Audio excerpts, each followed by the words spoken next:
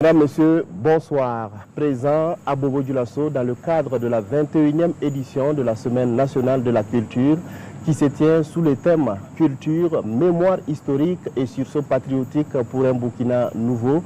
Le chef de l'État, le capitaine Ibrahim Traoré, s'ouvre une fois de plus au Burkinabé à travers la presse. Cet entretien est inédit dans la mesure où c'est la première fois que le président de la transition s'entretient avec des journalistes à Sia, la capitale économique et culturelle du Burkina Faso. Bonsoir, Monsieur le Président. Bonsoir. Merci de nous faire l'honneur de nous recevoir ici, au pied-à-terre du président du Faso. Alors, chers téléspectateurs, pour conduire cet entretien, je suis avec ma consoeur de la radio nationale, Chantal Mikema. Bonsoir Chantal Mikema. Bonsoir Aboubakar Sagnon. Bonsoir Monsieur le Président. Bonsoir Madame. Madame, Monsieur, la culture, la sécurité, l'économie, l'agriculture, les infrastructures routières ou encore la diplomatie, voici les grandes thématiques qui seront abordées au cours de cet entretien. Monsieur le Président, on commence bien entendu avec la culture. Sous votre magistère, on a assisté à la relance de la Semaine nationale de la culture en 2023. L'édition 2024 s'ouvre dans quelques heures. On pourra dire que vous êtes un adepte de la culture. Merci, bonsoir. Bien sûr, nous sommes très heureux d'être ici, à Bobo encore une fois de plus, pour cet événement majeur qui est très important pour nous. Comme vous l'avez signifié, la culture, c'est l'âme du peuple. Donc, c'est notre âme. Et je pense qu'en créant la Semaine nationale de la culture en 1983, le président Sankara avait une grande longueur d'avance sur le temps. Aujourd'hui, nous sommes très heureux de donner une place prépondérante à la culture dans nos actions. Parce que vous l'aurez remarqué que lorsque certains cherchent à coloniser des peuples, la première des choses à faire, c'est de tout faire pour qu'ils abandonnent leur culture. Et donc aujourd'hui, nous sommes en train de redonner une place importante à la culture pour que notre peuple puisse vivre. Parce que pour nous, la culture, c'est tout ce qui fait de nous des Burkinabés. Alors, Monsieur le Président, la crise sécuritaire impacte sérieusement le secteur de la culture, de l'hôtellerie et du tourisme. Alors, qu'est-ce que votre gouvernement a fait donc, dans ce sens pour donner en tout cas de la valeur à ces différents secteurs? Effectivement, comme vous l'avez signifié, la crise sécuritaire avait d'abord fait que la SNC ne pouvait pas se tenir. L'année passée, nous avons donc pu relever les défis, ce qui a fait que certains lieux d'hôtellerie ont pu accueillir du monde et nous continuons dans ce sens. C'est un secteur qui a été beaucoup fragilisé par cette crise sécuritaire, mais nous avons beaucoup de choses en perspective pour pouvoir redémarrer l'hôtellerie et le tourisme surtout. Je pense que si vous suivez les décisions que l'on prend en Conseil des ministres, alors nous faisons tout. D'abord, il s'agissait de réorganiser carrément le secteur du tourisme et de la culture. Le ministère a assez bien bossé pendant tout ce temps. Nous avons pu adopter tous les textes pour réorganiser. Et là, maintenant, ils sont en train de lancer les activités à travers plusieurs journées qui doivent permettre aux Burkinabés donc, de visiter certains sites, de participer donc, à la vie des différents hôtels qui doivent accueillir ces Burkinabés-là. Monsieur le Président, dans votre vision pour le Burkina, quelle place occupe la culture? Comme je l'ai dit, c'est une place très importante. Vous savez, lorsqu'on prend les valeurs de cohésion sociale, on aime de dire cohésion sociale, mais c'est à travers la culture que nous pouvons cultiver cette cohésion sociale. Voilà, aujourd'hui, les artistes vont quitter de partout, du plein sud au Sahel, de l'est à l'ouest, ils vont se retrouver, ils vont communier. Et ce sera l'occasion pour la plupart de voir comment les autres vivent, quelles sont leurs valeurs, et ainsi de suite, et partager. Deuxième chose, nous avons beaucoup de valeurs telles que je l'ai cité, la solidarité, le patriotisme même, ça se trouve dans la culture. Alors, le Conseil des ministres du 6 mars dernier a institué le 15 mai de chaque année comme journée des cultures et traditions. Alors, quelle est la pertinence de cette journée qui fait couler beaucoup d'encre et de salive? Il y a beaucoup d'objectifs derrière. Premièrement, c'est comme on a dit, il faut repartir aussi aux sources, parce que, comme diraient certains, nous ne sommes pas tombés du ciel. Il y a beaucoup de confessions religieuses au Burkina Faso. Il y en a qui sont des confessions chrétiennes, que ce soit catholiques ou protestantes. Il y a la confession musulmane. Mais il y en a aussi qui ont la confession d'adorer les ancêtres. Donc il n'y a pas d'athée au Burkina, ça je ne pense pas. Tout le monde croit en Dieu à travers quelque chose. Donc c'est une occasion aussi donnée aux traditionalistes de pouvoir fêter, exprimer, être en contact direct avec les ancêtres et pouvoir donc prier pour le Burkina Faso. Donc il y a beaucoup d'objectifs derrière qu'on ne peut pas finir de citer ici en tout cas, mais nous pensons que c'est une très bonne chose qui doit permettre aux Burkinabés aussi de connaître leurs traditions, de connaître leur culture et de cultiver les bonnes valeurs. Mais pourquoi le 15 mai? Y a-t-il une symbolique concernant cette date? Pas de symbolique particulière. Nous avons culturellement, comme on le dit, dans tous les groupes ethniques, vous allez voir qu'au village, avant l'entrée de la saison généralement, les gens ont des rites pour prier Dieu et les ancêtres de nous aider à avoir donc une bonne saison pluvieuse. Et à la fin de la saison aussi, à la sortie, il y a des rites pour remercier Dieu et les ancêtres de nous avoir donné une bonne saison pluvieuse, de nous avoir permis de cultiver et de bien récolter. Donc nous avons proposé cette date donc, aux traditionalistes qui ont réfléchi et donc à l'unanimité ils se sont mis d'accord sur la date du 15 mai qui consacre donc l'entrée aussi dans la saison. Justement, Monsieur le Président, est-ce que cette journée des coutumes et des traditions est une sorte de réparation donc, pour mettre les religions dites révélées au même titre que les religions traditionnelles? Quelque part, ça fait partie des objectifs aussi. J'ai dit qu'il y a plusieurs objectifs autour. Ça fait partie parce que je pense que toutes les autres confessions ont des journées dédiées. Et chez les catholiques, il y a plusieurs fêtes fériées. Chez les musulmans, il y a plusieurs fêtes fériées.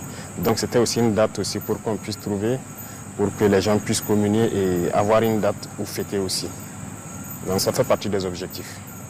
Monsieur le Président, qu'est-ce que vous attendez concrètement des Burkinabés par rapport à cette journée du 15 mai? Alors, c'est comme je l'ai dit, il s'agit pour nous de donner un espace, prendre une journée, marquer une halte, que les Burkinabés puissent repartir vers les fondamentaux, prier les ancêtres, prier Dieu à travers les ancêtres, pour que ensemble nous puissions donc avoir cette harmonie que nous cherchons là. C'est ça le plus important, parce que la division, les distensions, à travers ces journées, je pense qu'on peut mieux se rapprocher. Voilà, donc c'est l'objectif recherché pour que les gens puissent vraiment communier. Voilà. Alors certains y voient une journée chômée et payée de plus. Qu'est-ce que vous en dites? Oui, c'est vrai, il y a beaucoup de journées chômées et payées au Burkina. C'est un sujet qui est en discussion au Conseil. Voilà, c'est en discussion et nous allons proposer bientôt une formule pour diminuer le nombre de journées chômées et payées et pour qu'on puisse rattraper d'une manière ou d'une autre. Je ne vais pas dévancer les choses. La proposition sera faite au niveau de l'ALT et les Burkinabés vont découvrir et on va décider.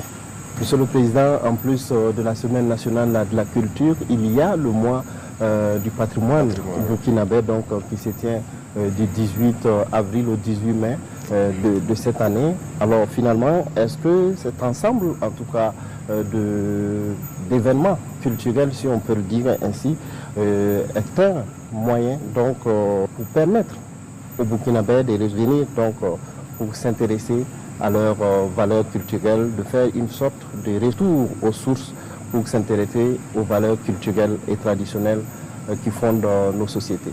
Bien sûr, c'est très important. C'est très important. Vous voyez, il y a certaines sociétés qui sont développées en se basant sur leur culture. Parce qu'il y a beaucoup de richesses dans nos cultures. Regardez la Chine, le Japon, ce sont des exemples. C'est en se basant sur leur culture qu'ils arrivent à le faire. Le patrimoine, beaucoup de gens ne savent même pas quel est notre patrimoine. Personnellement, j'ai découvert beaucoup de choses avec le ministre, en conseil des ministres, lorsque nous préparions ces journées-là. Donc j'ai découvert beaucoup de choses que je ne savais pas.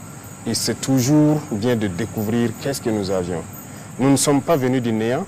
Lorsqu'on prend seulement, moi je me souviens, quand je visitais les forges, avant on avait, peut-être ça existe toujours dans certaines contrées, où à travers la culture, les gens peuvent aller extraire un minerai ferralitique, venir extraire le fer, faire de l'acier pour fabriquer tous les outils d'agriculture et tout. Mais c'est le développement donc de la sidérurgie comme ça. Est-ce que nous sommes basés sur les connaissances de nos ancêtres là sur ce volet et développer notre industrie sidérurgique?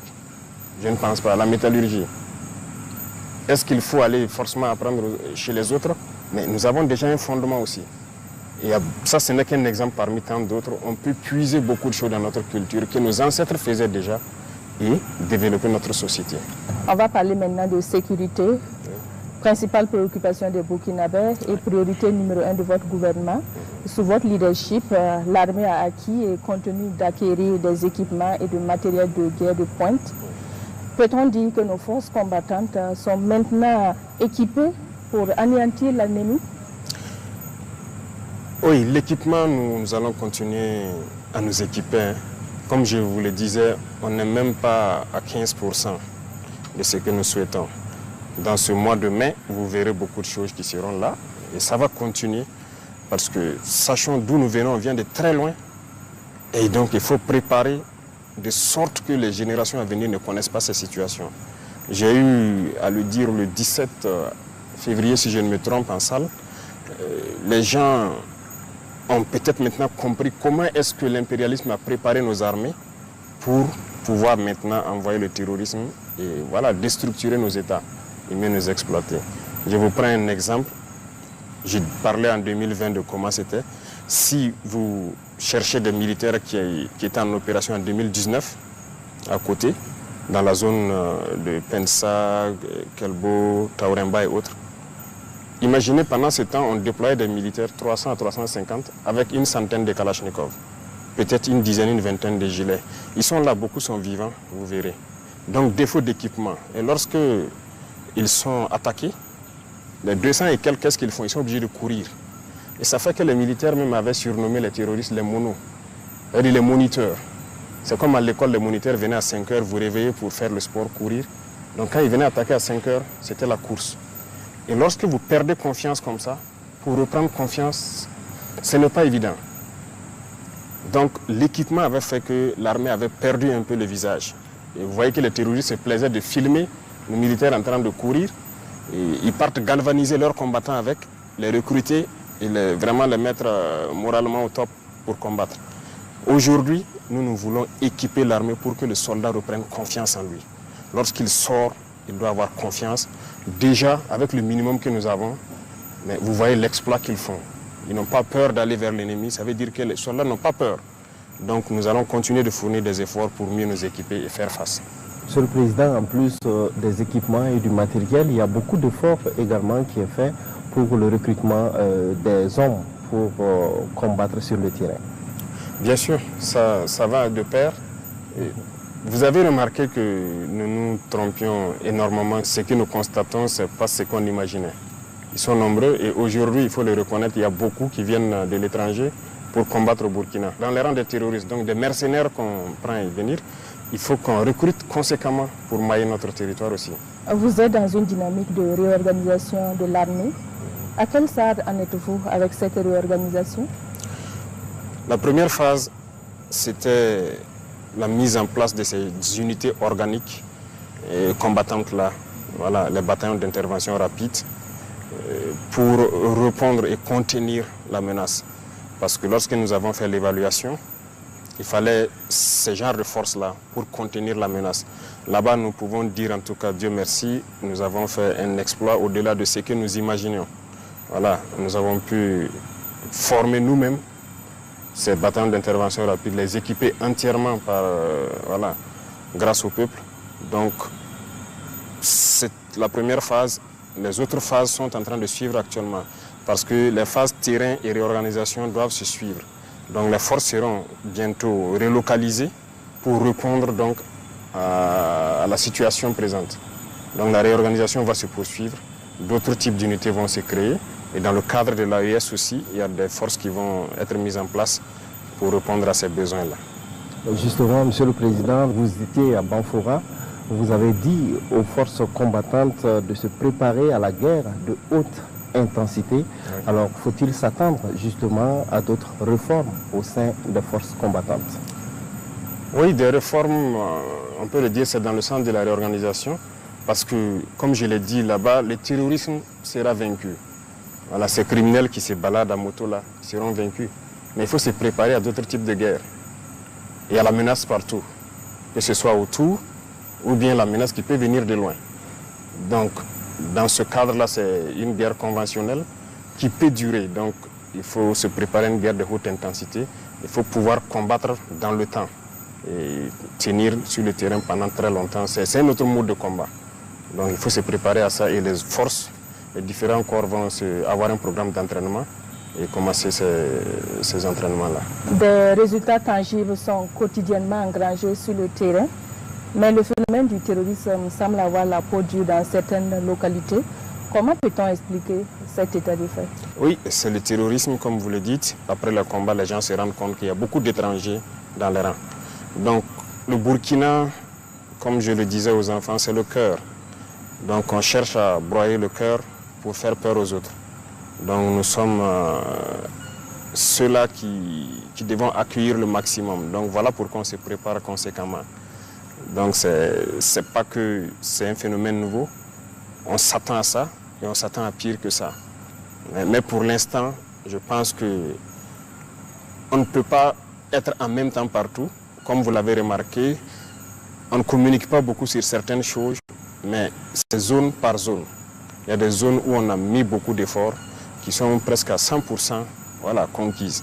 Il y a des zones aussi encore où on est en train de remettre l'effort. C'est petit à petit, nous allons reconquérir donc toutes les portions de terrain, parce que en les regardant faire, il faut conquérir et savoir comment consolider. Justement, Monsieur le Président, vous avez parlé tout à l'heure d'acquisition de matériel. Beaucoup de Burkinabés ne comprennent pas. Ils se disent que nous sommes équipés, nous avons des drones de dernière génération, mais on ne comprend pas pourquoi le terrorisme persiste. Rien que ce 23 avril, il y a eu donc des attaques. Comment est-ce qu'on peut expliquer cet état de fait? Alors, nous avons acquis vraiment beaucoup de moyens. Ça, c'est une chose. Les vecteurs aériens, bon, on a pu réussir à former en tout cas la plupart des pilotes déjà, parce que nous avons anticipé leur formation avant d'acquérir. Sinon, tout moyen qu'on acquiert, il faut former ensuite. Donc, il y a un temps mort. Mais actuellement, avec les vecteurs aériens, nous avons donc cette chance d'avoir déjà des pilotes.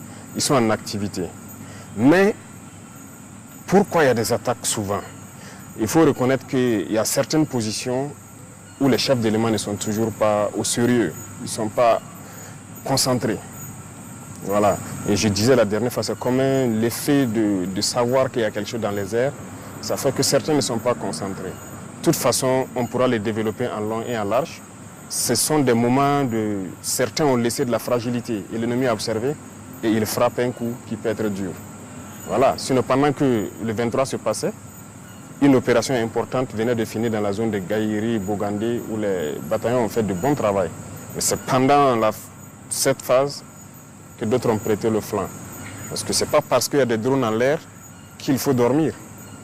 Ce que nous voulons, c'est qu'on puisse être alerté. Parce qu'actuellement, en permanence, il y a des drones dans le ciel. En permanence. On veut juste que les positions puissent dire, on les voit venir. Et beaucoup arrivent à le faire. Vous avez suivi Djibo. Ce sont les observateurs qui ont vu venir l'ennemi et ont alerté le drone qui est venu participer au combat. Vous avez suivi Touéné, Gawa, beaucoup de positions arrivent à le faire. Mais il y a certaines positions où malheureusement, lorsque vous entendez qu'ils sont attaqués, on est sous le feu. Comment est-ce que vous avez pu être surpris? Il y a un problème. Ce n'est pas parce qu'il y a des drones qu'on ne met plus de guetteurs qu'on ne prend pas toutes ces précautions. Donc là aussi, c'est des choses qu'il faut corriger et nous sommes là-dessus. Voilà, c'est des choses qui entachent la lutte, mais qu'il faille corriger. Il ne faut pas que les gens baissent la garde, croire que c'est fini. Il faut rester concentré. Voilà. Alors, Monsieur le Président, est-ce que ces terroristes bénéficient de complicité interne? Bien sûr, beaucoup. Beaucoup. Et la complicité interne, tout de suite, les cas dont je vous parlais, ceux-là qui ont été neutralisés, qui sont venus de l'étranger, qui partaient vers Mansilla, imaginez qu'ils sont passés par l'aéroport avec la complicité de quelqu'un. Parce qu'ils ont fourni tous les renseignements. Et les enquêtes ont démarré rien qu'hier. On va retrouver ces individus-là. Ils sont passés par la complicité des gens. Il y a des villages aussi qui sont complices, mais qui commencent à comprendre un peu. Dans l'armée, il y a des complicités. Voilà, il y a des chutes d'informations, beaucoup de choses. Et la complicité, sans la complicité, c'est difficile que l'ennemi soit renseigné. Donc même dans nos villes ici, il y en a qui sont là, des terroristes, qui les renseignent sur tous les mouvements, tout ce qui se passe, voilà. Il y a des complicités. Alors des complicités aussi concernant des velléités de déstabilisation de la transition? Oui, mais ça c'est logique et ça sera permanent. Comme on le dit, nous avons décidé de prendre nos responsabilités pour engager une lutte. Il va de soi que certains qui ont perdu leurs privilèges et leurs avantages se dressent contre nous. Maintenant, c'est à nous d'être vigilants. C'est ce qu'on fait. Et donc, ces velléités de déstabilisation, c'est courant. Donc, on est là-dessus. Ça sera permanent, ça, on est sûr. Voilà. Alors, on constate également une certaine forme, j'allais dire, de campagne de diabolisation des forces de défense et de sécurité, à travers la presse internationale, par exemple. Ah oui, ça c'est logique. Ces presses internationales se battent pour leur pays. C'est normal. Ceux-là qu'on a fermés ici, tout ce qu'ils divulguent comme information, c'est pour les intérêts de leur pays. Mais ce qui nous écœure, c'est souvent même les presses locales qui relaient ça. C'est ça qui est dangereux. Est-ce que ça veut dire qu'ils n'ont pas l'intelligence de comprendre que ceux-là sont en train de... Tout ce qu'ils publient, c'est pour l'intérêt de leur pays et qu'ici aussi on se met à le faire, c'est pas bien. Les FDS sont en train de monter en puissance. Il y a beaucoup de victoires. Aujourd'hui, on ne s'assoit pas qu'on vienne nous attaquer.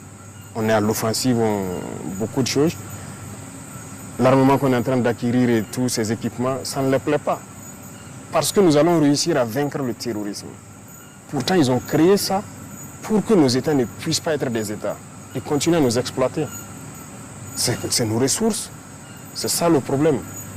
Mais si vous avez une armée, ils ne peuvent pas se permettre certaines choses. Donc c'est normal que leur presse diabolise, qu'ils inventent du mensonge, ils racontent tout ce qu'ils veulent, avec des complicités internes, malheureusement. Voilà, il y a des individus ici pour 2 000, 3 000 euros, ils sont prêts à écrire du n'importe quoi, envoyer là-bas. Voilà, et puis ils vendent leur patrie. Et ce sont ces gens aussi qu'on combat, parce que ce sont des ennemis de la nation. Et c'est dangereux. Il ne faut pas aussi que nos presses se prêtent à certains jeux. Lorsqu'ils publient des choses là-bas, nous ici on prend. Quelle est la valeur ajoutée? Quelle est votre partition dans cette lutte-là? Et ils se battent pour les intérêts de leur pays là-bas. Pourquoi vous aussi vous allez les suivre? Même s'ils vous financent ou je ne sais pas quoi. C'est pas logique. Alors, parlant donc de combat sur le terrain, beaucoup de zones ont été reconquises justement grâce aux forces combattantes. Des PDI ont été réinstallés. Aujourd'hui, est-ce qu'on a des chiffres? Est-ce qu'on a des statistiques sur les zones qui ont été réinstallées? Alors, chaque semaine, le ministère de l'Action humanitaire donc, publie des chiffres. Donc, il nous envoie ça à travers le CONASUR. Il nous envoie ça en rapport aussi. Et on peut aussi constater que certains organismes qui refusaient de voir la chose, que ça évoluait, ont commencé à reconnaître effectivement que il y a du travail qui est fait. Beaucoup de villages ont rejoint et nous sommes en train de vouloir donc les accompagner pour qu'ils s'installent et pouvoir travailler efficacement. Les écoles aussi ont ouvert dans la plupart des cas. Beaucoup de routes qui n'étaient pas empruntables le sont aujourd'hui. Donc quand même il y a une avancée significative, mais c'est des choses sur lesquelles, personnellement, nous ne souhaitons pas communiquer d'abord, parce que tout le pays n'est pas en sécurité.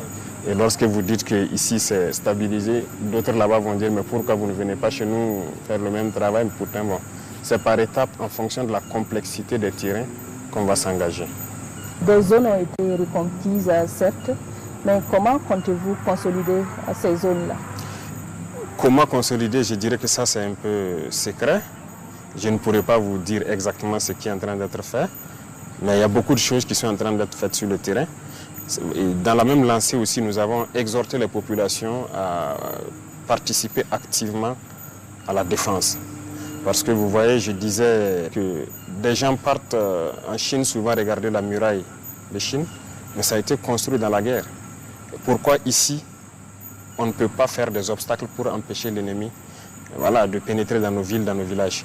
Donc avec les chefs de circonscription administrative, partout où je passe, je leur dis donc de mettre les populations au travail avec l'appui de FDS pour définir des périmètres où l'ennemi ne doit pas franchir. C'est à eux de créer les types d'obstacles qu'il faut, d'organiser le terrain et d'être aux aguets. Parce que c'est des comportements que nous devons adopter. Même si le terrorisme finit, nous devons nous mettre toujours en posture de guerre pour toute éventualité. Donc les autres leviers de consolidation, je ne peux pas vous les détailler ici. D'accord. Voilà. D'accord. Alors, monsieur le président, des officiers et sous-officiers de l'armée ont été radiés donc pour fautes lourdes. Peut-on en savoir davantage sur ces fautes? Oui, c'est vrai que depuis un temps, il y a eu des cas. Lorsque vous êtes en guerre, un officier, on le confie des hommes. La vie des hommes est entre vos mains. Vous devez les commander et prendre toutes les mesures pour qu'ils puissent combattre et vaincre. Il peut arriver que vous combattez jusqu'à épuisement de vos moyens. Ça peut arriver. Là, vous êtes mort en héros. Mais lorsque l'officier ne prend pas toutes les mesures pour que ces hommes puissent combattre, les hommes ne sont pas... ils ne répondent pas d'eux-mêmes. Ils ont été formés pour exécuter des ordres. Je vais vous donner quelques exemples. Lorsque on a le renseignement de probables attaques, c'est diffusé. On peut avoir une zone. Et dans la zone, si on a plusieurs positions, on va les dire, il est possible qu'il y ait des attaques. Nous serons à côté. Il y a les drones qui seront pas loin, en tout cas à équidistance des différentes positions. Mettez-vous en alerte. Ça veut dire qu'il faut guetter. Et ça, c'est des cours que les officiers apprennent à l'école. Le poste d'observation, le poste de guet, tout le monde l'apprend. C'est toi, tu dois placer tes hommes à une bonne distance de ta base pour t'alerter quand on voit l'ennemi venir. Parce que l'ennemi pousse souvent ses motos, il ne va pas rouler. C'est rare qu'il roule venir. Donc, tu dois avoir un dispositif qui te permet de te renseigner. Et c'est à partir de ce moment que vous alertez à l'arrière. Aujourd'hui, toutes les positions ont minimum 2 moyens de communication, sinon 3. Et on a fait en sorte que toutes les positions soient en liaison directe avec le pilote de drone. Donc, ils n'ont pas besoin de passer même par leur chef pour appeler le drone et dire « je vois ça, venez traiter ». Donc, tout est réuni. Et autour, on a fait quand même une organisation du terrain pour permettre aux gens de combattre. On veut juste l'alerte. Ok, les guetteurs ont signalé ça. Et les avions vont intervenir. Et lorsque le renseignement est diffusé, et qu'on prend souvent le soin d'envoyer des missions, aller voir des dispositifs, vous dire d'aménager ça, de faire ci, d'organiser le terrain, vous ne faites rien. Un officier, vous ne dites pas aux hommes, il y a ce cours-là que tout le monde fait, l'OTC, organisation du terrain, camouflage. On vous alerte qu'il y a une attaque probable dans la zone, vous ne faites rien. Et subitement, on apprend, on est sous le feu. Comment vous pouvez comprendre? Et regardez, depuis un bout de temps, c'est la journée. Djibo a été attaqué en pleine journée. Heureusement, eux, ils ont vu venir. On a pu intervenir à temps. Regardez Solé. C'est la journée. On n'a pas été alerté. Pendant que le drone était à côté. Tankwalou, en pleine journée.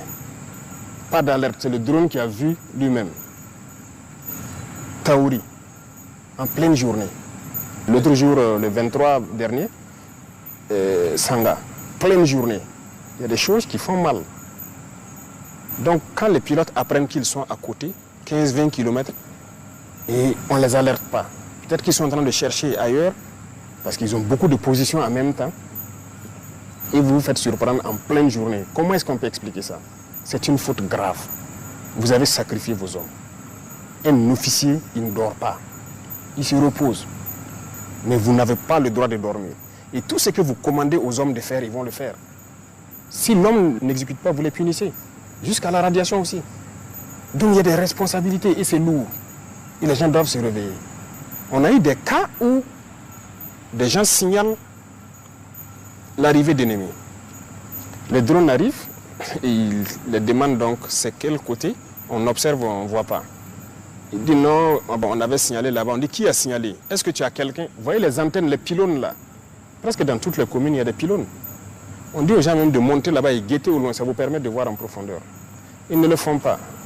Les pilotes le demandent, est-ce que tu as mis quelqu'un dans l'antenne pour observer au loin, pour nous guider? Il dit oui. Et le pilote lui répond, vous mentez, je suis à votre verticale, il n'y a personne sur l'antenne. Il se rend compte maintenant que c'est la réalité. Mais vous mentez à qui? Ça, ce n'est pas un comportement d'officier. On a connu ces cas, beaucoup de cas comme ça. Donc, on ne peut pas être soucieux de la vie de vos hommes plus que vous-même l'officier sur le terrain. Donc voilà pourquoi, avant l'année passée, en J, on avait dit ceux qui veulent quitter l'armée n'ont qu'à quitter. Il y a une note du ministère de la Défense.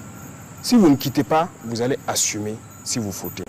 Et pour moi, c'est une trahison. Lorsqu'un officier ne fait pas travailler ses hommes, ne prend pas toutes les mesures. Si vous prenez toutes les mesures et que vous combattez et qu'il y a des pertes, on peut comprendre. Mais lorsque les mesures ne sont pas prises, mais on va vous radier. Ça sera sans appel, parce que vous n'allez pas sacrifier les enfants des gens inutilement. Monsieur le Président, ces radiations n'auront-elles pas un impact sur la cohésion du groupe? Et la mort. La mort de pauvres soldats là. C'est ça. Le soldat est fait pour exécuter. Et c'est à vous, l'officier, de le dire, va te poster ici, tu observes et tu me rends compte. Et l'officier a son poste, il écoute en permanence. C'est à vous, l'officier, de dire le matin, faites des obstacles ici. Si vous ne comprenez pas, le soldat meurt. Ça entache plus la cohésion. Il faut assumer. Et c'est ce qu'on a reproché d'ailleurs aux gens dans le passé. Hein. Il faut être ferme souvent.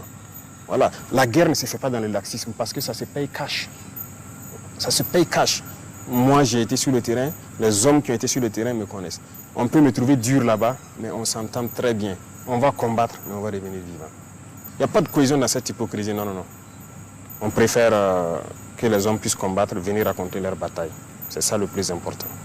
Monsieur le Président, parlons maintenant de coopération militaire au sein des pays de l'Alliance des États du Sahel.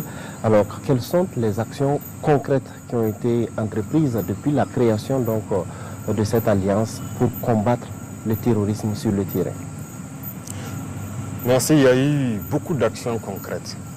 Et c'est très réjouissant ce qui se passe sur le terrain. C'est devenu les mêmes armées. Il y a beaucoup d'actions qu'on ne peut même pas finir de citer. Les armées sœurs du Niger se retrouvent à exécuter des missions de l'armée malienne ou de l'armée burkinabé. L'armée burkinabé exécute des missions de l'armée malienne et de l'armée nigérienne.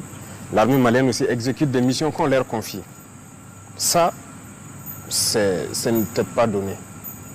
Voilà. Deuxième chose, la coopération sur le terrain. Les forces sont mélangées et combattent ensemble très souvent. Et donc nous réussissons ça, surtout donc, dans la bande frontalière avec le Niger. Nos forces combattent côte à côte actuellement. Dans le domaine donc, des appuis aériens, c'est fréquent. Voilà. Lorsque nous avons beaucoup d'opérations et qu'on est submergé, on peut faire appel aux vecteurs nigériens, aux vecteurs maliens qui viennent nous appuyer. Lorsqu'ils ont besoin de nous, on part les appuyer. Et en termes de frontières, il n'y a pas de frontières actuellement. Donc les vecteurs burkinabés rentrent où ils veulent. S'ils sont en fin d'autonomie ou quelque chose, ils peuvent passer la main aux vecteurs maliens ou nigériens. Pareillement, ils rentrent aussi sur notre sol, ils font la recherche. Voilà. Et vraiment, ça se passe très bien. Il y a beaucoup de choses qui se passent actuellement entre nos trois armées. Et l'objectif, c'est de créer dans un futur proche, voilà, une brigade expéditionnaire pour le compte de l'AES qui pourra faire donc des manœuvres en toute autonomie partout dans l'espace AES. On l'a annoncé, mais maintenant le travail se fait en bas pour faire germer la force. Voilà, à chaque étape, on ne va pas forcément sortir, dire que nous sommes à tel effectif, mais chacun a reçu ses instructions et est en train de travailler à mettre en place ce qu'il doit mettre en place. Donc, vous le saurez au moment venu. Justement, est-ce que les pays auront les moyens financiers et matériels également nécessaires pour pouvoir mettre en place une telle force? C'est ce qu'on nous a toujours dit. On n'a pas les moyens, il faut aller chercher les moyens ailleurs. Regardez aujourd'hui ce que nous avons au Burkina. Quelqu'un nous a prêté 1 franc, quelqu'un nous a donné quelque chose, mais nous avons combien de bataillons équipés?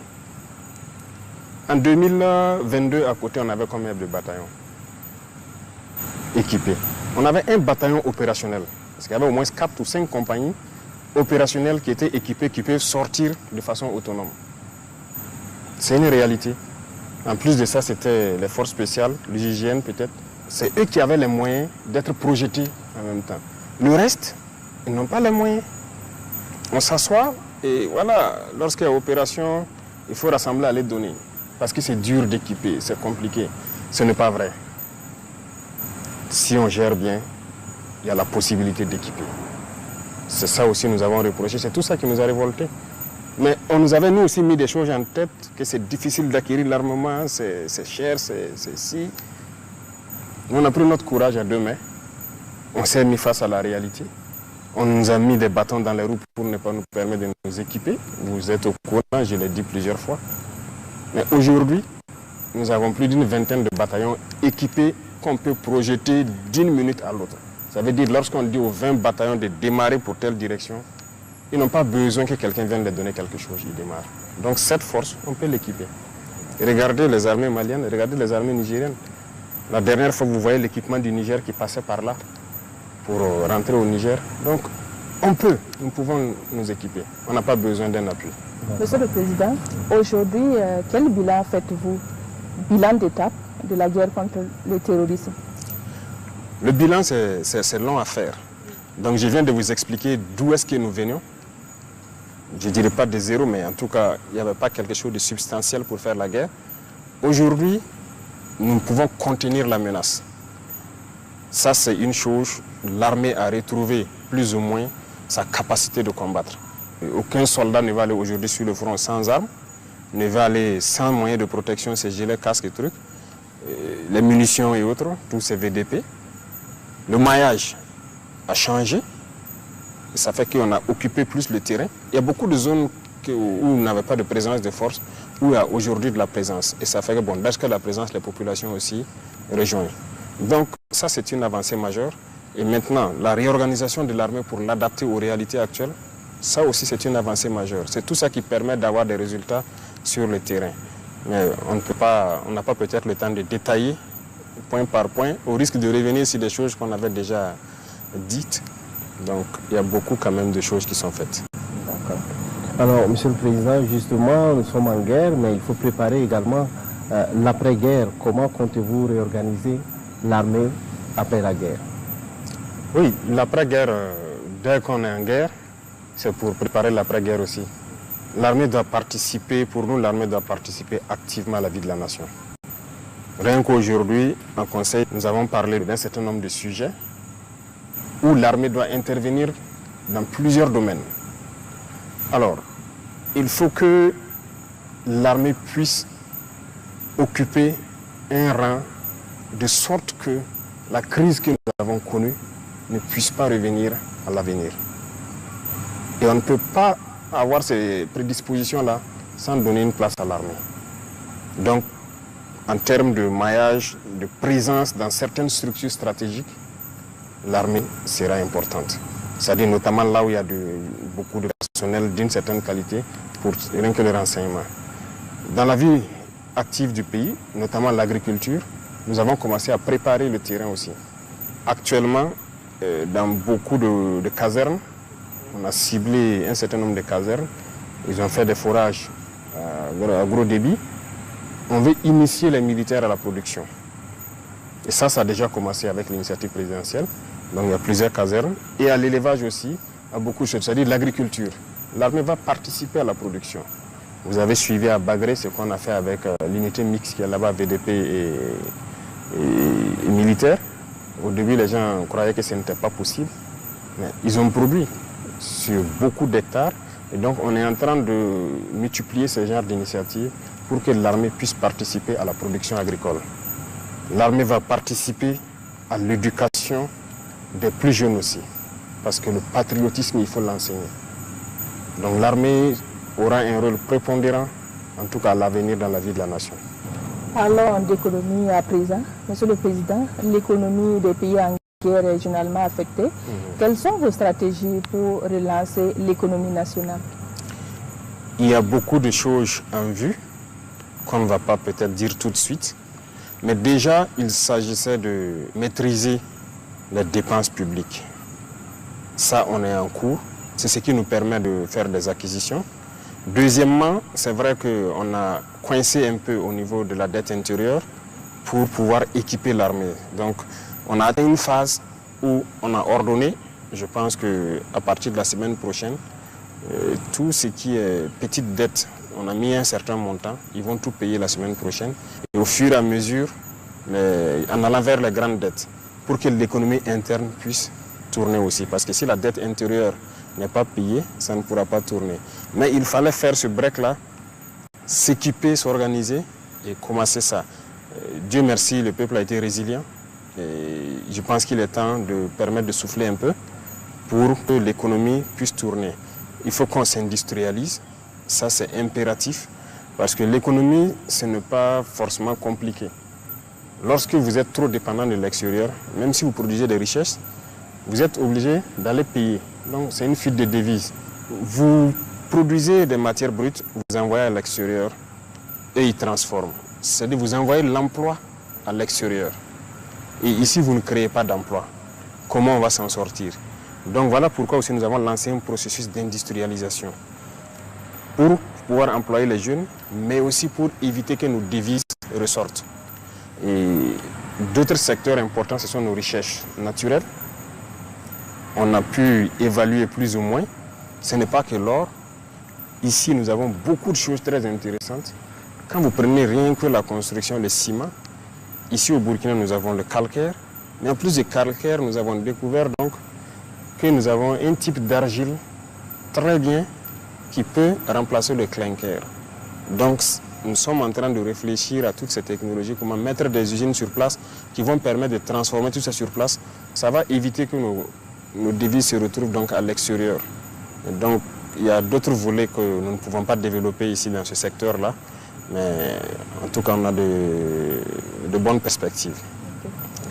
Monsieur le Président, vous venez de le dire, donc il y a de l'espoir pour les entreprises et les particuliers qui avaient des factures impayées. Oui, oui, beaucoup d'espoir. J'ai demandé à voir la liste de toutes les entreprises qui avaient des dettes. J'ai même vu des entreprises qui ont des factures de moins de 5 millions qui traînaient au trésor et tout, qui ne sont pas payées. Donc nous avons ordonné, nous avons fait un planning. Toutes ces entreprises, jusqu'à une certaine facture, ça sera payé donc normalement la semaine prochaine. Et après, il y aura une deuxième session pour éponger petit à petit. Mais il fallait faire un planning pour vraiment pouvoir assurer et assurer aussi un minimum au côté sécurité et défense. Voilà. Justement, est-ce que vous avez un mot à l'endroit des Burkinabés qui continuent de contribuer à l'effort de guerre? Nous nous rendons grâce qu'à Dieu qui nous a permis d'expliquer au peuple qui a compris. C'est tout ce que nous pouvons dire, nous rendons grâce à Dieu pour ça. Et le peuple a compris notre mission, notre vision, l'objectif. On les remercie. C'est cette contribution qui permet au Burkina de bander les muscles et de faire ce qu'il doit faire pour survivre.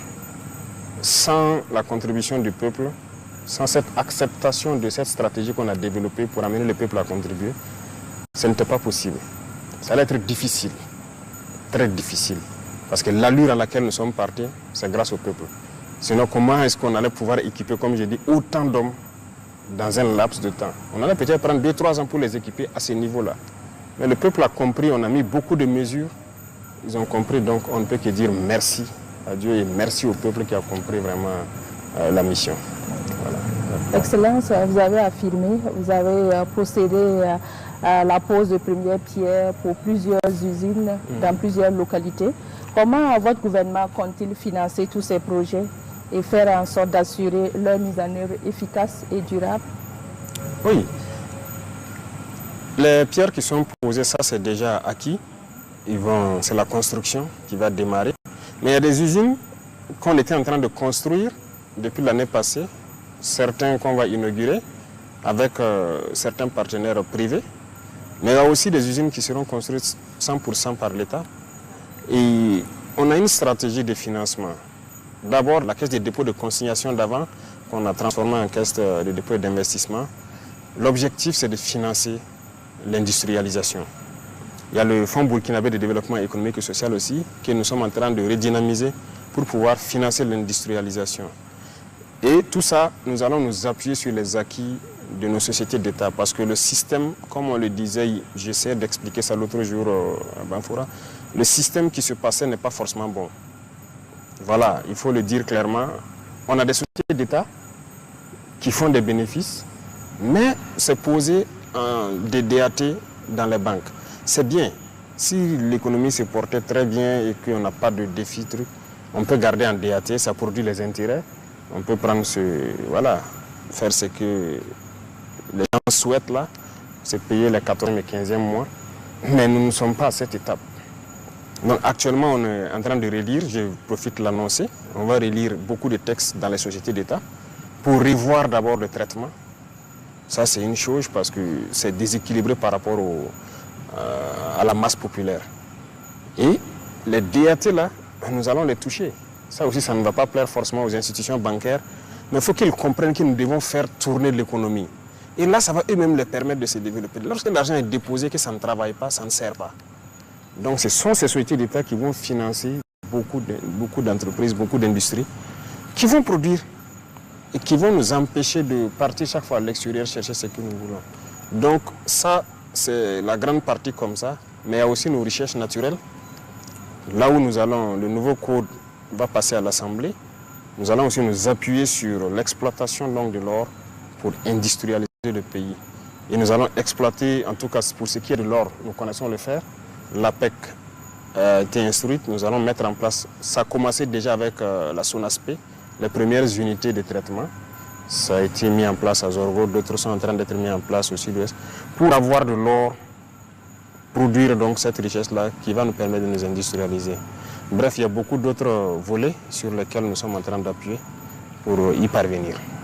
Les salariés des sociétés d'État doivent s'attendre à une baisse de salaire? Pas une baisse de salaire, mais une correction. Pour certains, ça serait peut-être une baisse, pour d'autres, ça sera peut-être une augmentation, pour d'autres, ça va rester stable. Mais je ne vais pas rentrer dans certains détails, au risque de les créer des soucis. Mais la manière dont ça se passe, ce n'est pas bien. D'abord, c'est trop disparate.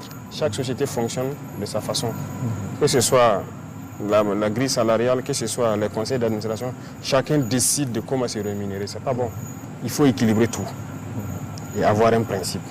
Voilà, donc c'est ce que nous sommes en train de faire. Donc dans le principe, peut-être que certains verront leur salaire baisser, mais c'est pour la masse populaire qu'ils le comprennent. Voilà. Le président, on dit que les structures ne sont pas les mêmes. Oui, les structures ne sont pas les mêmes, mais on a dit sociétés d'État. Ouais. Donc tout doit contribuer à ce que l'État puisse donc avoir quelque chose, parce que l'État c'est quoi? Partout où nous passons comme ça, les gens demandent les routes. Comment on fait? Il faut les construire. Il faut les construire. Les gens n'ont pas l'eau potable. Il faut faire assez de forêts. Il y a tellement de défis au Burkina. Mais il faut qu'on utilise. On ne peut pas être là à avoir des millions par mois de salaire pendant que d'autres boivent l'eau dans un marigot. Non. On va équilibrer pour pouvoir servir ceux qui sont dans les villages qui ont des besoins primaires. Voilà. Et les gens qui vont nous excuser, hein, c'est comme ça. Il faut équilibrer un peu. Voilà. Alors, Monsieur le Président, l'APEC, l'entrepreneuriat communautaire est une de vos priorités. Alors, aujourd'hui, est-ce que vous fondez beaucoup d'espoir, en tout cas, sur ce type de développement endogène? C'est impératif. C'est ce que nous devons faire. Et nous allons même innover encore, parce que je disais, des régions ont des spécialités en termes de production. Nous allons voir comment mettre en place des unités de transformation dans chaque région à travers sa spécialisation. Et l'APEC va développer sûrement un modèle local à travers donc, les opérateurs économiques des dites régions et l'État va accompagner. Donc l'APEC devra réorganiser. Il faut qu'on se finance nous-mêmes nos entreprises. Voilà. Beaucoup de gens ont de l'argent, mais ils ne travaillent pas avec. Il faut qu'on les amène à se mettre ensemble, à mettre quelque chose comme base et l'État va accompagner pour créer des unités de transformation. C'est ça qui va faire employer des gens et eux-mêmes, ça va les permettre d'avoir encore plus de marge de manœuvre. Voilà. Donc, on fonde beaucoup d'espoir sur ces développements endogènes-là. Qui parle d'économie, parle de corruption. Vous l'avez reconnu, vous n'êtes pas satisfait des résultats de lutte contre la corruption. Peut-on dire que vous êtes impuissant face à ce fléau? C'est un fléau qui a gangréné notre société. C'est un système qui a été installé depuis des décennies. Et chaque jour, vous voyez, c'est un système qui est comme plusieurs milliers de nœuds. Vous détachez, vous voyez quelque chose encore. Vous détachez, vous découvrez quelque chose. Donc tous les jours, moi je découvre. Je découvre. Et plus vous découvrez, plus vous êtes révolté. Mais c'est un système qui a été mis en place et qui a détruit vraiment voilà, notre pays. Mais aujourd'hui, moi je peux dire que beaucoup ont compris et commencent à quitter un peu eux-mêmes la situation. D'autres aussi, par les dénonciations, arrivent à nous faire voir beaucoup de choses. Regardez le domaine de l'agriculture par exemple. Imaginez qu'on donne de l'engrais, l'État subventionne pour les paysans, mais il y a une pratique qui est là depuis des décennies. Les agents même, avec la complicité de certaines autorités locales là-bas, ils vendent, ils volent, ils vendent au prix qu'ils veulent aux paysans. L'engrais subventionné n'arrive pas aux paysans. On est en train d'enfermer beaucoup. Beaucoup. Ça fait que je disais au ministre qu'il va se préparer à recruter. Mais c'est les agents du ministère. Mais c'est des dénonciations. Donc ça veut dire que le Burkinabé a commencé à comprendre que la corruption ne peut pas nous permettre de nous développer. Il y a une structure qui est en train d'être créée. Ça sera dans tous les ministères et la structure centrale sera la présidence, où les dénonciations vont se faire. On va mettre tout le processus en branle jusqu'à voilà, prendre les individus impliqués et récompenser ceux qui auront dénoncé. Donc, ce n'est pas fini d'abord. On a pris le décret de dénonciation, mais il y a un organe qui est en train d'être créé pour gérer tout ça. Alors, en ce qui concerne l'agriculture, votre gouvernement a lancé l'initiative présidentielle pour la production agricole. Alors, démontrant ici votre engagement en faveur du secteur agricole, alors quels sont vos objectifs à travers cette initiative? L'initiative présidentielle est là, l'offensive agro-pastorale est là. L'objectif, c'est qu'on atteigne l'autosuffisance alimentaire le plus vite. Parce que, comme je l'ai dit, la souveraineté alimentaire, c'est très important. On ne peut pas continuer d'avoir des Burkinabés qui ont faim. Donc, il faut qu'on produise. Et l'expérience a montré qu'on ne peut pas se développer sans l'agriculture. Et même dans les zones où il y a les terres les plus arides, ils essaient de transformer l'environnement pour cultiver. Et nous sommes engagés à accompagner beaucoup les producteurs. Donc, normalement, dans quelques jours, nous allons donc lancer un programme d'appui aux agriculteurs pour qu'ils rentrent dans la saison. Vraiment, c'est les aider au maximum à travers l'équipement pour qu'ils puissent labourer le maximum des champs. On va les accompagner en termes de semences, en termes d'engrais, pour qu'ils puissent produire au maximum. À travers l'initiative, on a lancé l'année passée sur une expérimentation sur environ 14 000 hectares. Nous avons vu les résultats. Donc on a compris que les paysans ont besoin juste d'être accompagnés. Si on leur donne l'accompagnement qu'il faut, ils vont se lancer. Donc c'est notre objectif d'atteindre l'autosuffisance le plus vite possible. Il y a également, Monsieur le Président, la production du blé que vous avez lancé à Bagré. Alors la culture du blé au Burkina, est-ce une nécessité? C'est une nécessité. Si vous voyez les chiffres au niveau du ministère du Commerce, de l'importation de la farine de blé ou de blé pour les moulins, c'est quand même énorme, c'est plusieurs milliards. C'est ça, j'ai dit, la sortie des devises. Et ce n'est pas que le blé, il y a beaucoup de spéculations que nous avons testées et que nous allons donc mettre maintenant en pratique. Voilà, donc toutes ces spéculations-là, c'est pour que nous puissions produire à l'intérieur et transformer à l'intérieur. Et c'est là que nous avons donc une valeur ajoutée. Donc il y a beaucoup de spéculations, ce n'est pas que le blé. Le blé, ça a bien marché. On a fait les tests au laboratoire pour voir s'il n'y a pas de toxines ou quelque chose de particulier. On m'a transféré les résultats. Tout est concluant, c'est vraiment très bien. Donc c'est quelque chose qu'on va poursuivre. Monsieur le Président, vous venez de souligner que les producteurs seront accompagnés pour la campagne humide à venir. Est-ce que les coûts des intrants, notamment l'engrais, va-t-il connaître une réduction cette campagne?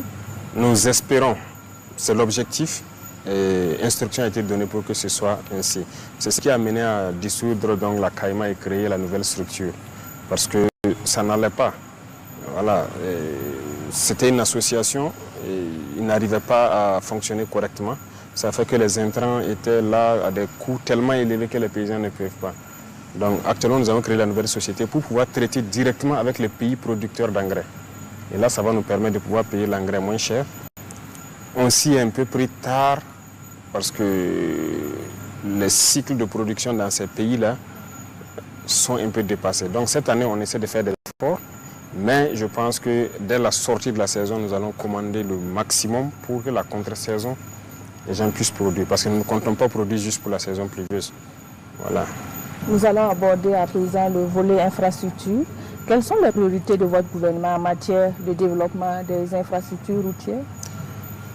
C'est aussi une priorité, parce qu'il y a tellement de priorités au Burkina. C'est ce que je dis, on vient de très loin. Il y a beaucoup de routes. Ça, c'est partout où nous passons, c'est la question des routes. Plusieurs provinces ne sont pas reliées entre elles par du bitume. Et pourtant, lorsque les gens produisent, comment évacuer la marchandise s'il n'y a pas de route? C'est compliqué. Donc actuellement, nous sommes en train de la lutte contre le terrorisme aussi. La route participe beaucoup. Lorsque la route est bitumée, l'insécurité diminue un peu. Rien que le risque d'iodé et tout, ça diminue beaucoup. Donc ça veut dire que nous devons aller vers la construction de très bonnes routes dans les zones à fort défi sécuritaire. Donc c'est un défi majeur qui est devant nous. Et nous allons lancer très bientôt un peu tous certains travaux de construction d'infrastructures routières. Nous sommes à Bovo, il y a des projets de construction et de réhabilitation de routes qui sont prévus ici. Oui, c'est un plan global et c'est le lancement ici. Voilà, sinon à Ouagadougou ça a commencé, dans certaines provinces aussi ça a commencé. Il y a certaines zones à fort défi où ça doit aussi se lancer. Normalement on avait commencé, mais il y a des entreprises qui sont retrouvées être défaillantes. Ils ne sont pas en mesure de faire, donc on était obligé de résilier certains contrats et recontracter actuellement avec de nouvelles entreprises qui vont se déployer. Donc c'est un peu sur le plan national, hein. Il y a beaucoup de routes qui doivent être faites. Notamment ici à Bobo, il y a la route de Ourodara que nous allons poursuivre jusqu'à la frontière. Il y a la route de Banfoura qui est en projet, beaucoup d'autres routes. Voilà, au niveau de Pau, de Ouargaï, il y a beaucoup de routes qui doivent démarrer. Et nous espérons que les entreprises soient assez fortes pour pouvoir nous accompagner. Monsieur le Président, qu'est-ce qui a motivé la mise en œuvre de l'initiative présidentielle pour le développement communautaire exécutée par le Bureau des grands projets du Burkina? Oui, c'est une initiative qui n'a pas véritablement commencé. Ça a commencé par de petites actions d'abord, notamment certaines infrastructures routières à l'intérieur des communes, certaines communes. Mais ça doit se poursuivre parce que dans ça, nous voyons le développement de certaines infrastructures routières, l'assainissement, mais même le développement aussi des différentes communautés à travers donc, voilà, la production, la transformation locale sur place. Donc on veut encourager beaucoup les petits métiers aussi. Donc c'est tout un ensemble de facteurs comme ça qui sont réunis dans cette initiative. D'accord. Alors, Monsieur le Président, on va parler maintenant de diplomatie. Alors, comment se porte la coopération avec les pays voisins du Burkina? On a déjà parlé de l'AES. Avec les pays voisins du Burkina, comment est-ce que la coopération se porte? Bon, il faut le dire, ça va plus ou moins. Avec certains pays, il n'y a pas de problème. Avec d'autres aussi, il ne faut pas avoir on ne va pas continuer à faire de l'hypocrisie. Il y a des soucis avec certains pays. Voilà, ça, il faut le reconnaître. Et nous sommes là-dessus et nous espérons que chacun comprendra. Parce qu'au début, nous avons eu un peu de soucis. En octobre, novembre 2022, alors je vais vous dire clairement, on a été approché par beaucoup d'émissaires, notamment des pays du Sud. Chaque fois, c'était peut-être nous dire de négocier en quelque sorte avec les terroristes, parce qu'ils veulent un couloir, ils veulent juste faire le trafic, c'est-à-dire laisser une portion du terrain, et voilà, ils vont nous laisser tranquilles. Nous avons dit que ce n'était pas possible parce que nous sommes burkinabés.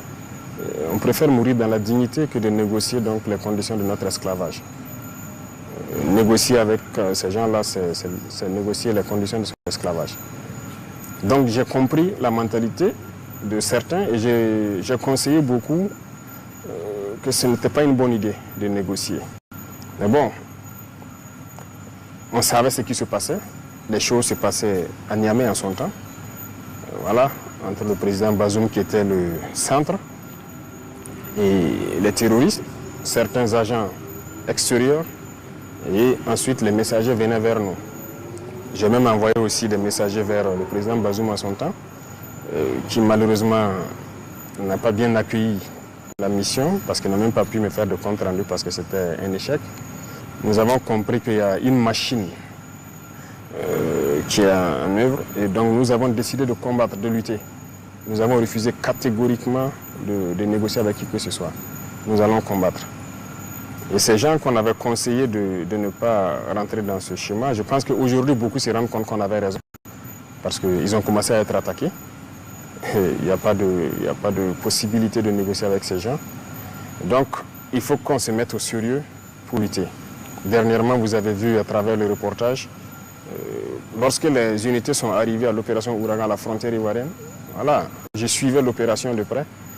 C'est de féliciter même les soldats pour leur discipline, parce qu'ils n'étaient pas obligés de s'arrêter et regarder les terroristes à 50 mètres de lui, au-delà du fleuve. Ils pouvaient envoyer des roquettes, comme il a dit. Mais par discipline, respect des consignes, ils ont observé et puis ils se sont retournés. Mais ce sont des comportements qui ne sont pas bien, il faut le dire, parce que le Burkina a connu ça aussi. Les IAG ont habité ici.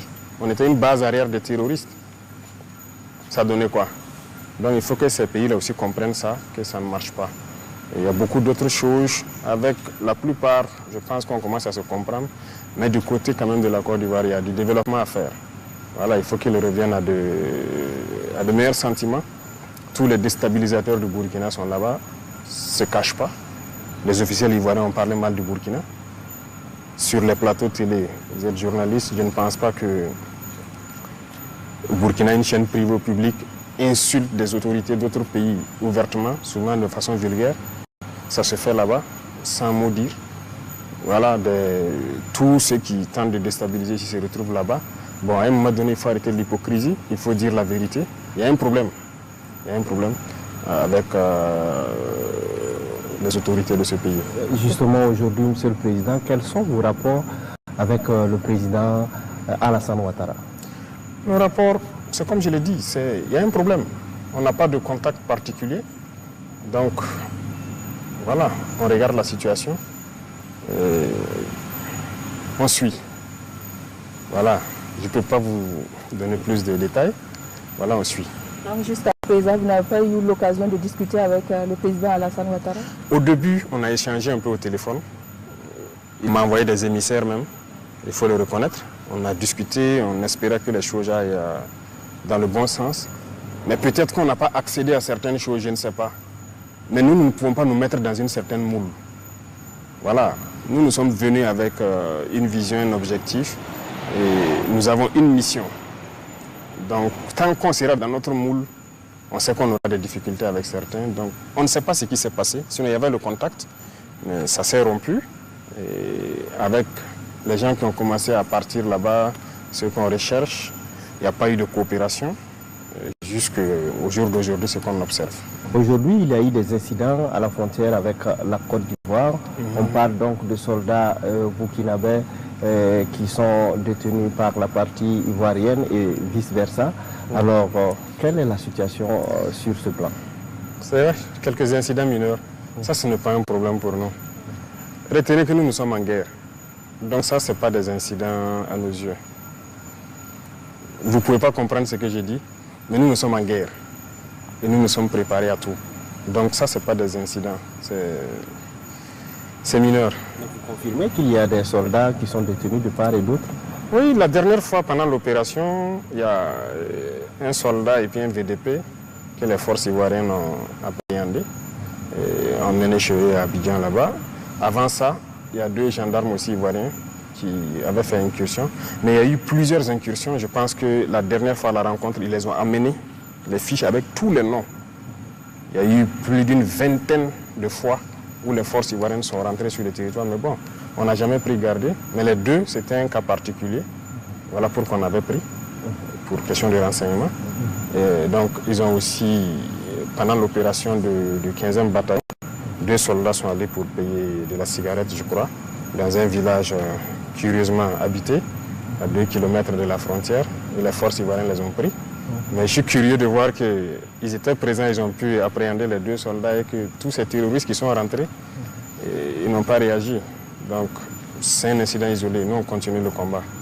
Voilà. D'accord. Alors Monsieur le Président, est-ce que la récente rencontre entre les ministres en charge de la défense des 2 pays va permettre peut-être de détendre la situation? On espère.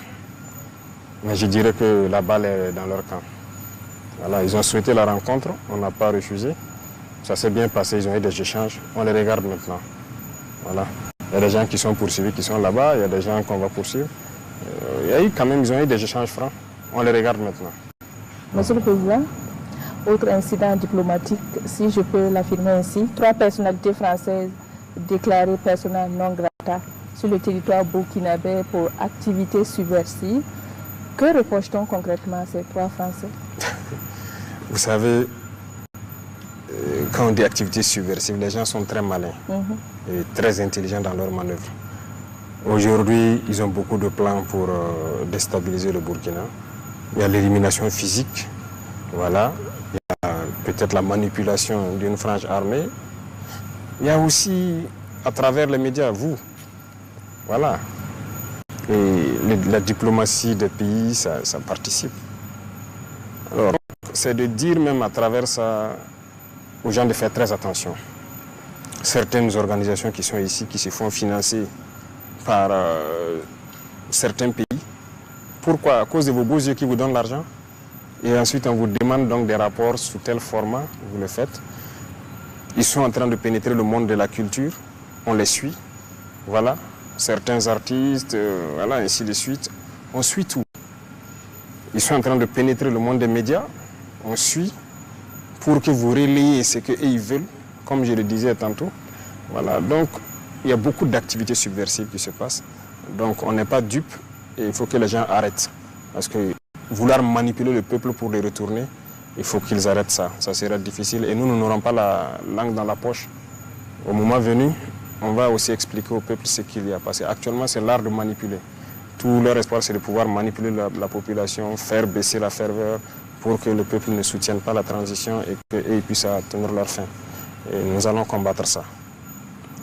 Alors, quelle appréciation vous faites des récents propos tenus par le général français Lecointre?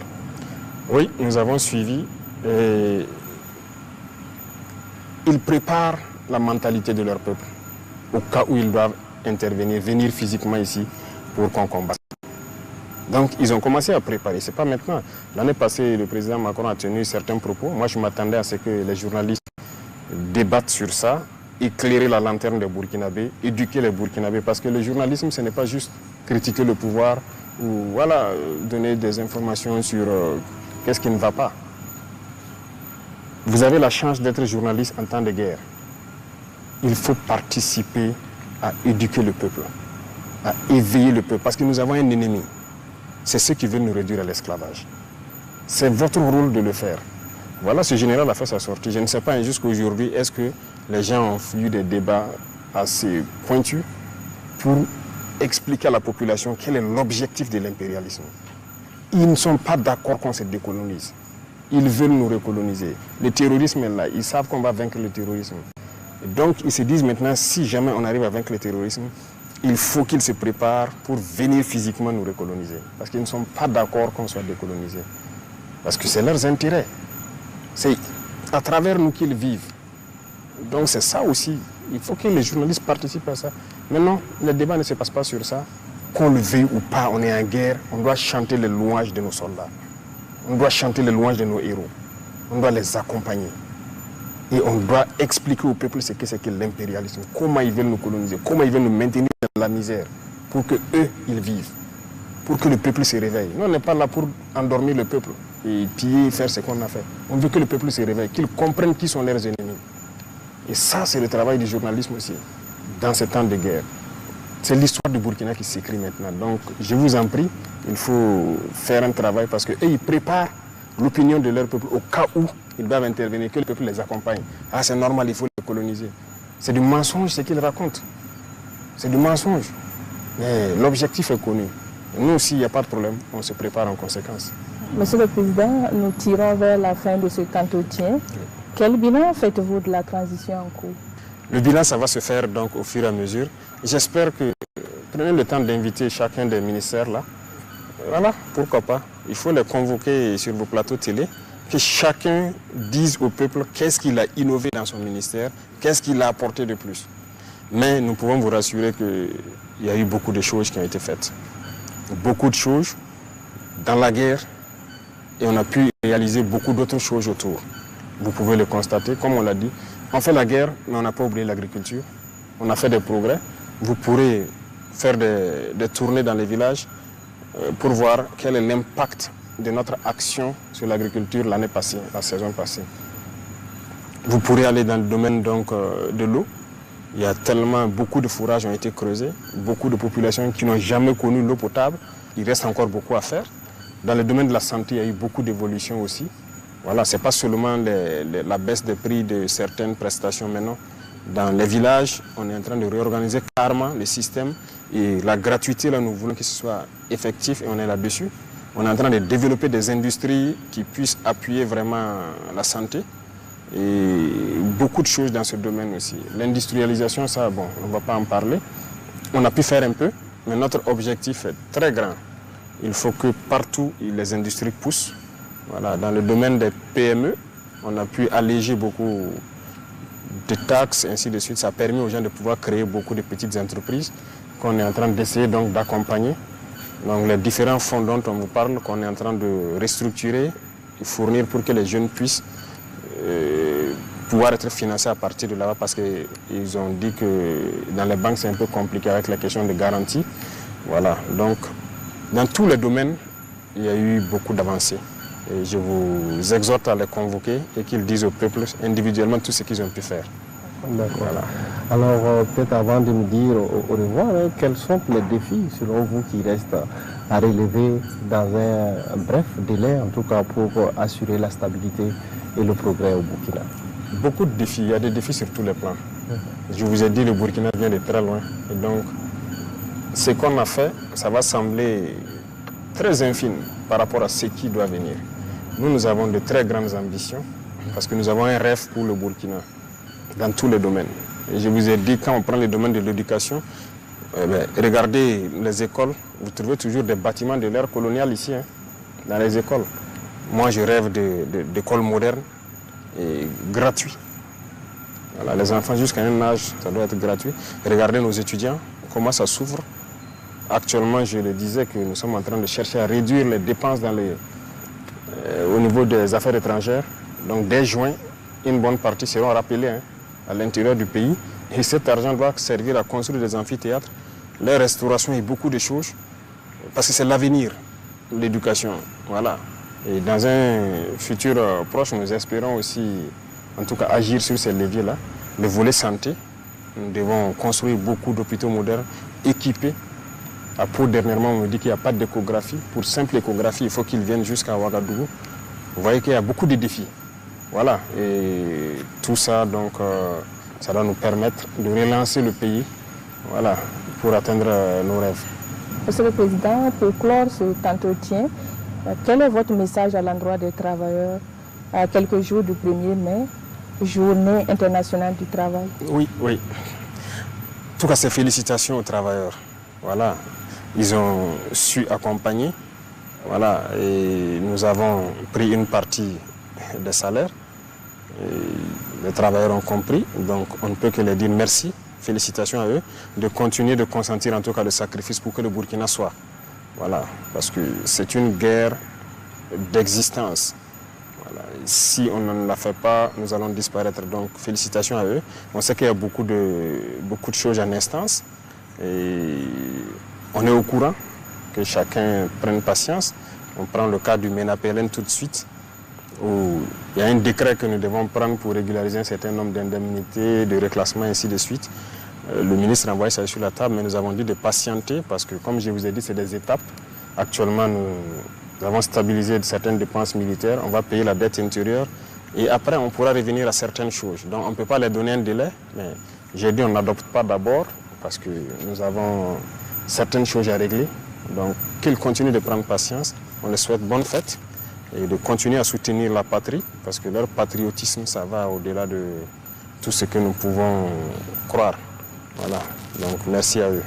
Merci, Monsieur le Président, d'avoir répondu à nos questions. Madame, Monsieur, nous sommes au terme de cette émission, de cet entretien que j'ai eu le plaisir de conduire avec Chantal Nikiema de la Radio Nationale. Merci de nous avoir suivis.